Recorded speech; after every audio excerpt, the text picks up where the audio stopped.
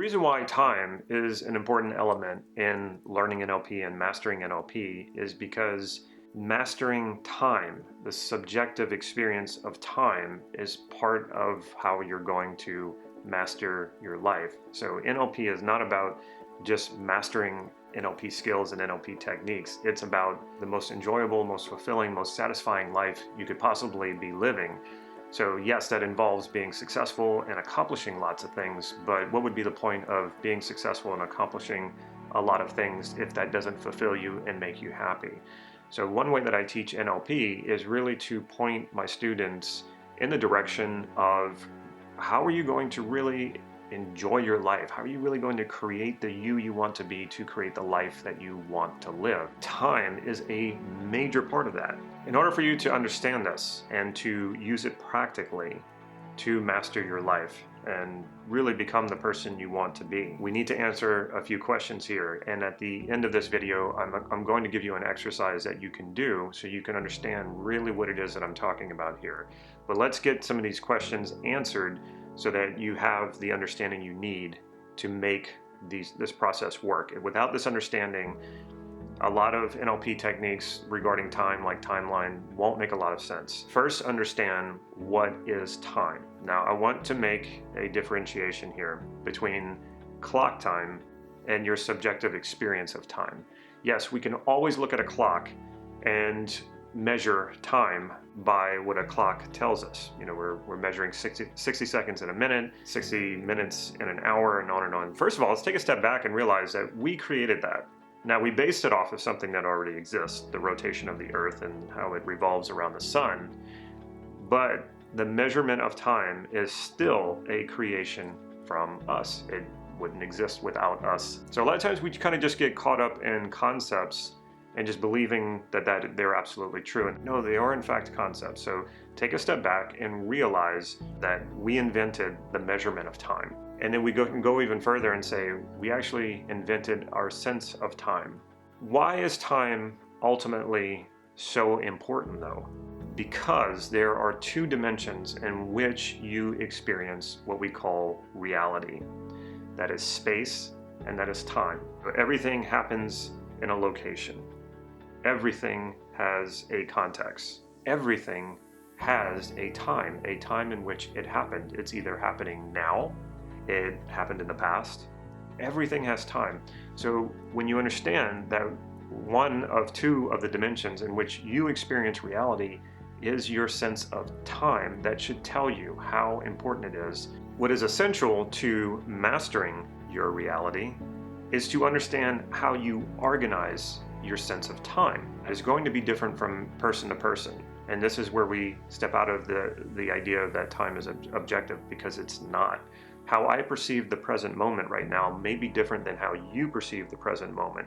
So for you, the present moment might be what happened this morning and what will later happen today. That might be your sense of the present. I've met people who their sense of the present was about a week.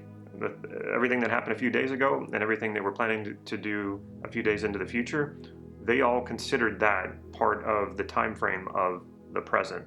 And then of course there are some people who only perceive the present as this very moment and nothing outside of it. How you do that is completely individual. It's completely subjective. And you can actually play with this. You can ask yourself, well, what would it be like if I moved my sense of the present by hours or days or weeks or even months? You can also compare your sense of time with other people. You can go to a friend who maybe you went to the same event together, and you can ask your friend in their minds, and it might be a little odd, sound like an odd question, so you probably would have to give them some background of what you're asking. But just ask them, what was their sense of time of when that experience began? And compare that with your sense of time when that experience began. Maybe it was a football game. You went to a football game with a friend of yours. You may perceive the beginning of that experience when you decided to go to that football game. That, to you, in your mind, and your subjective experience of time, might be when this experience began. For your friend, it might be the moment you walked into the stadium, or it might be the moment he bought his ticket. And then you could also do the same about when did that experience actually end. I can assure you it's almost always going to be different than your sense of it. And why does that matter? Well, let's step back even more and realize that you have never actually truly experienced a beginning or an end. You're probably thinking, what are you talking about? Good. Hopefully you're curious right now, and let's take a moment, take a deep breath, really open your mind here. You have never experienced a beginning, and you have never experienced an end. Therefore, you have never experienced a middle.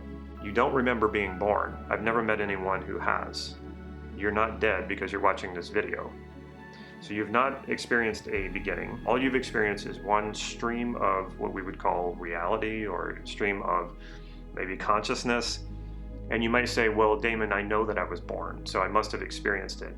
Yes, it's a fact. You must have been born. But without a memory for it, did you experience it? I would say no. I would say you probably didn't have the organizational skills that you cultivated very early in life to process an experience, to create an experience. How do we create an experience?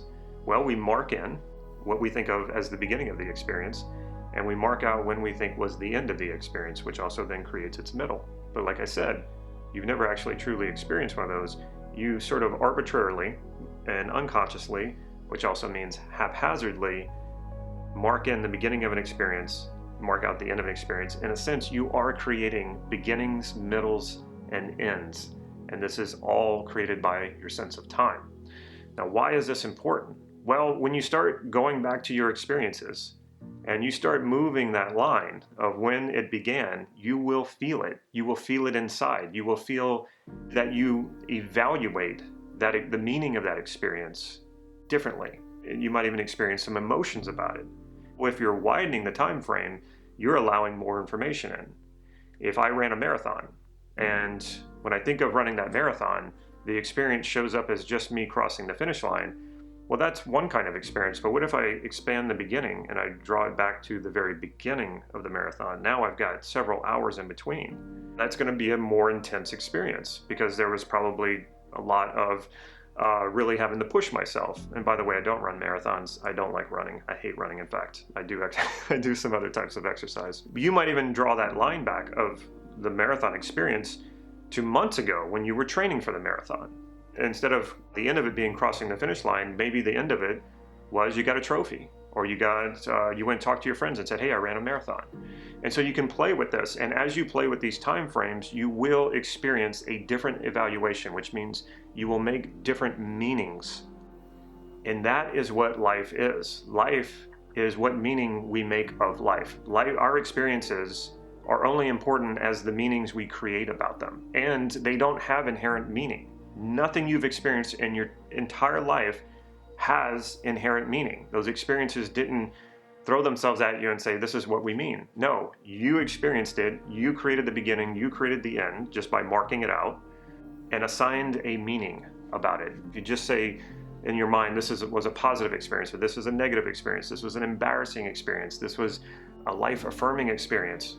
Every time you do that, you are assigning meaning to these experiences, and all experiences have meaning, even the ones that are meaningless, because meaninglessness is also a way of making meaning of an experience. Just recently, I created an exercise for myself regarding time, and if you want the full exercise of how to do this, you will find it in the description right here down below, right beneath this video. I'm going to explain what my experience of this exercise was right here and now in time. What I did is I thought back 10 years ago, and I said, if I went back to my 10 years younger self and explained to my 10 years younger self what my life is like now, what would my 10 years younger self think?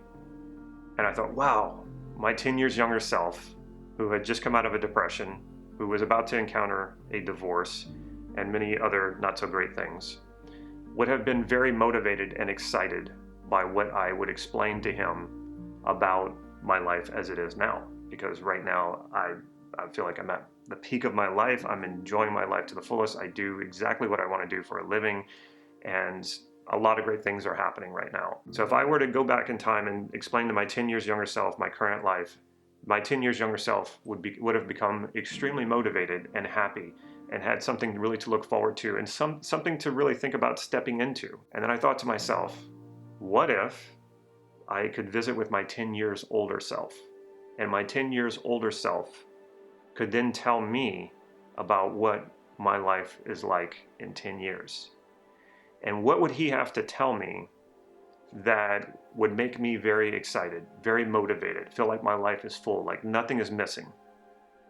What would he tell me that my life would be like? And from that, I use that to create a vision of who I want to be going forward and what I want my life to be like. And so this becomes a very, very powerful exercise about how to shape yourself and about how to shape your life going forward. And then, like I said, if you want a copy of this exercise, I've written it down with some notes. You'll find it in the description of this video. Now, if you found yourself liking this video, which I hope you have, go ahead and give it a thumbs up. If you want more videos like this, make sure you click that subscribe button and the bell so you'll be notified when I put new videos out. And make sure you have a great beginning, middle, and end to your life, because you can take control of this and shape the dimension of time in your life for the rest of your life.